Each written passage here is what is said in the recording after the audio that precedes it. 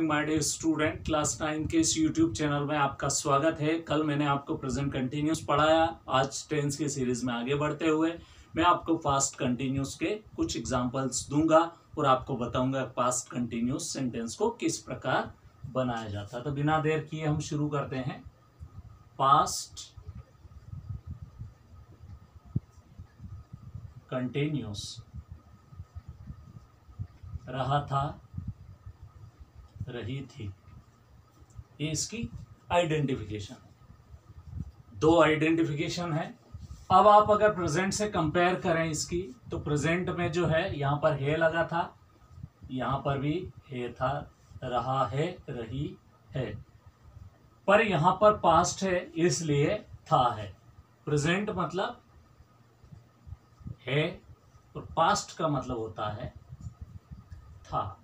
ये याद रखना आप हमेशा के लिए। और फ्यूचर का मतलब गा, गा गी गे भी हो सकता है, पर आपको ये याद रखना। तो पास्ट है तो इसमें आएगा रहा था। जैसे मैं इंग्लिश पढ़ा रहा था। अब मैंने पहले भी बताया, मैं इसमें सब्जेक्ट है और ये पूरा प्रेडिकेट है। सब्जेक्ट, अब इसकी स्ट्रक्चर है subject plus was, were plus verb. Fourth form आप सबको बता दिया है मैंने, आईएनजी फॉर्म को फोर्थ फॉर्म कहा जाता है। और इसके बाद में ऑब्जेक्ट। तो आइए सेंटेंस बनाते हैं। इसकी स्ट्रक्चर है ये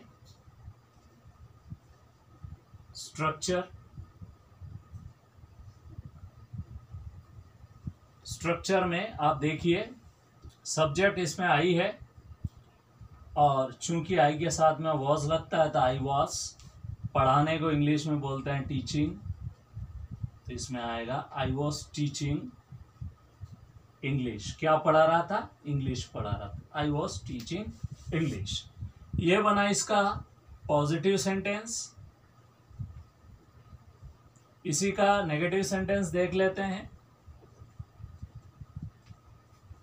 तो इसमें क्या लगेगा? वॉज के बाद में नॉट लग जाएगा। ठीक है, तो सेंटेंस की जो कंस्ट्रक्शन है वो बनेगा subject plus was, were plus not plus verb fourth form plus object.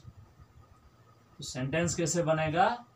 I was not teaching English.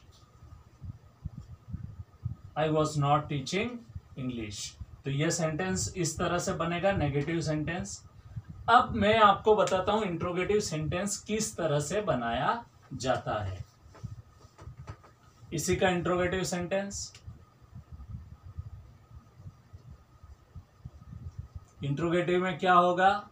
Simple सी बात है, जिस प्रकार से उसमें was, were, is, am, are आगे लाया गया था, इसी प्रकार इसमें वॉज, वर को आगे ले जाया जाएगा। फिर आएगा सब्जेक्ट, फिर वर्ब का फोर्थ फॉर्म प्लस ऑब्जेक्ट, और क्वेश्चन मार्क लगाना कभी भी नहीं भूलना है। तो was I teaching English, was I teaching English, इसका इंट्रोगेटिव सेंटेंस बन गया है। क्या मैं इंग्लिश पढ़ा रहा था? इसका ये सेंटेंस बनेगा। क्या क्या मैं इंग्लिश पढ़ा रहा था? अब ये बना इंट्रोगेटिव। अगर इंट्रोगेटिव नेगेटिव बनाना है आपको, अगर आपको इंट्रोगेटिव नेगेटिव बनाना है तो आप कैसे बनाएंगे? Was I not teaching English? और ये इसका क्वेश्चन मार्क। क्या मैं इंग्लिश नहीं पढ़ा रहा था? ये कंफर्मेशन के सेंस में यूज होता है, मैंने कल भी बताया। तो डियर स्टूडेंट, आप इनकी प्रैक्टिस करते रहिए घर पे। आज के लिए इतना ही। Thank you so much for